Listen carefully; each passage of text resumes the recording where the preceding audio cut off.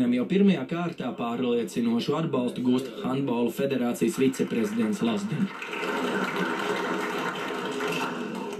Plaši pazīstams šaurās aprindās, tā varētu raksturot jauno komitejas prezidentu. Darbojas vadībā politiskajā partijā Platforma 21, kas ir pēctece Alda Gobzema dibinātajai partijai Likums un kārtība, kas pārtapa par katram un katrai.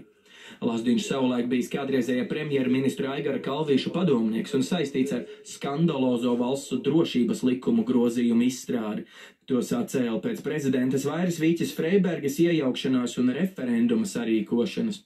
Lazdiņa vārds figurēja tā sauktajā Rīgas lidostas telefonu sarunu noklausīšanās lietā, bet beigās kriminālu procesu pret viņu izbeidza.